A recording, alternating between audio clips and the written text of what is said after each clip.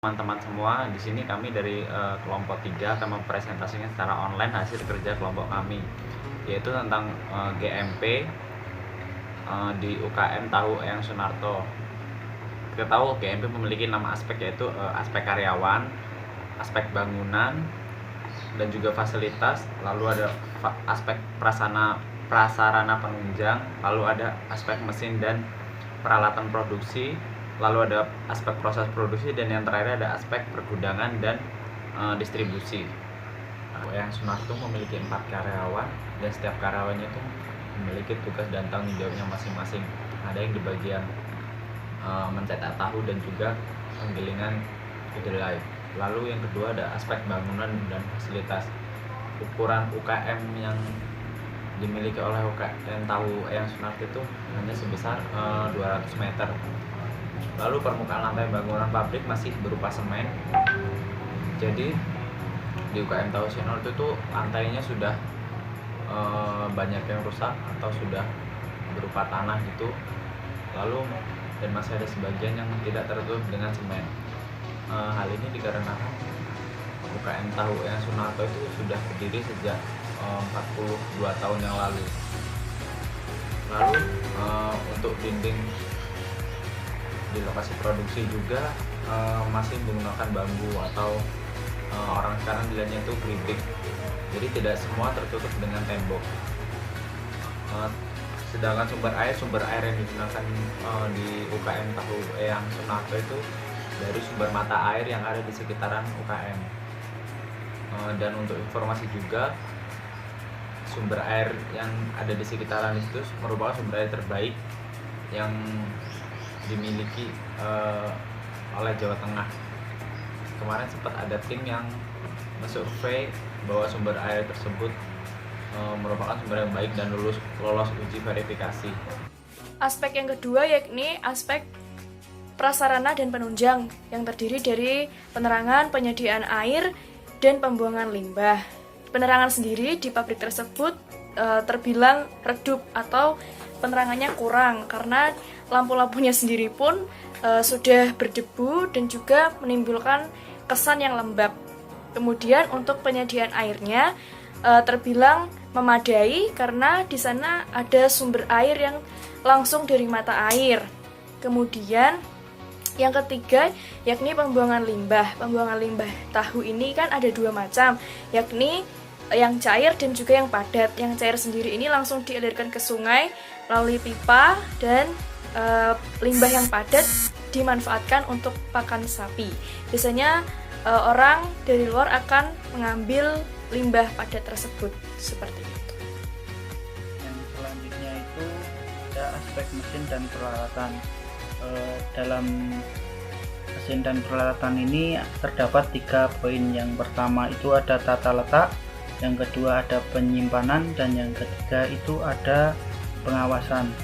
Nah, jadi tata letak dari mesin dan peralatan di sana itu kurang baik ya teman-teman. Kalau bisa diartikan amburadul. Jadi bila orang yang tidak pernah datang ke situ, dia datang ke situ akan merasa kalau di tempat itu sangat-sangat membingungkan gitu. Jadi alatnya ada yang di sini, tapi terus bagiannya pokoknya nggak tertata dengan rapi gitu teman-teman. Terus yang selanjutnya itu ada penyimpanan. Penyimpanan alat-alatnya itu kurang baik ya teman-teman. Jadi penyimpanan alatnya itu dibiarkan saja di tempat yang terbuka. Terus penyimpanannya itu cuma sekedar yang penting ada tempatnya gitu aja. Jadi nggak diistimewakan seperti itu. Terus untuk mesin-mesinnya dibiarkan di tempat terbuka, yang penting ada di ruangan itu. Terus selanjutnya itu ada pengawasan. Kalau pengawasannya jadi kontrol dari pabrik itu sendiri itu istilahnya dimonitoring oleh pemilik pabrik sendiri. Jadi apabila ada alat-alat yang rusak, maka ya otomatis dia sendiri yang akan mengecek dan memperbaikinya. Peralatan produksi. Nah, berdasarkan hasil observasi yang kami lakukan kemarin, Untuk tata letak dan peralatan dan mesin produksi tahu itu sendiri tidak beraturan, tidak sesuai dengan proses produksi yang mereka lakukan. Misal mereka menaruh tempat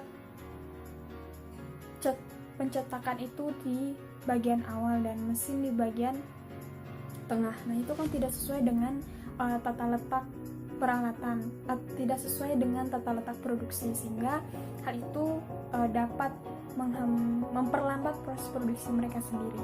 Nah, setelah itu saya akan membahas tentang alat dan mesin produksi. Nah, alat dan mesin produksi yang biasanya mereka gunakan yaitu yang pertama mesin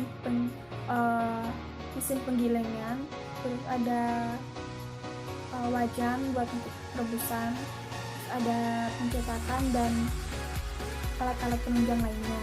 Nah, untuk tempat penyimpanan alat dan mesin produksi tersebut itu disimpan di tempat yang terbuka, sehingga itu memicu terjadinya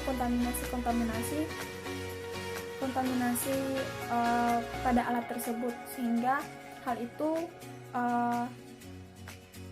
menjadi kendala di sana.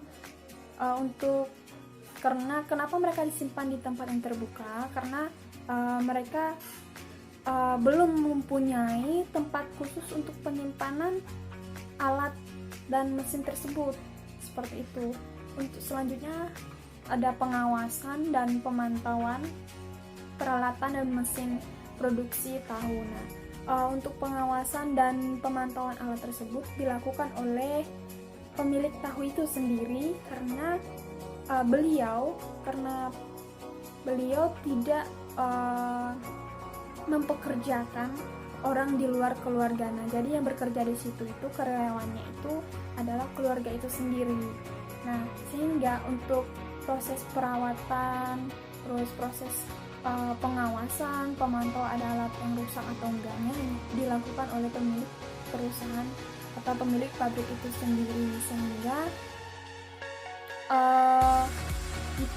jika terjadi kerusakan pada alat, beliau sendiri yang memperbaiki alat tersebut, seperti itu, teman-teman. Jadi di sana itu untuk aspek mesin dan peralatan produksinya kurang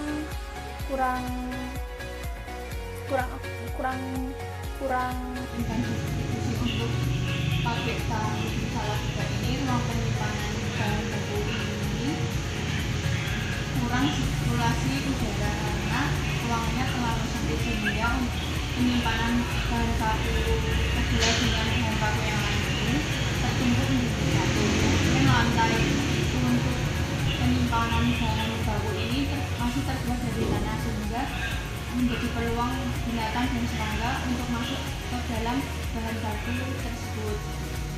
Kemudian penyimpanan tahu yang sudah diolah ini selalu diberikan setiap hari karena untuk menjaga kebersihan ruang penyimpanan. Kemudian untuk distribusi pemasaran dalam pabrik tahu ini, mereka pemasarannya langsung ke konsumen, kemudian ada konsumen yang langsung datang ke pabrik, kemudian ada juga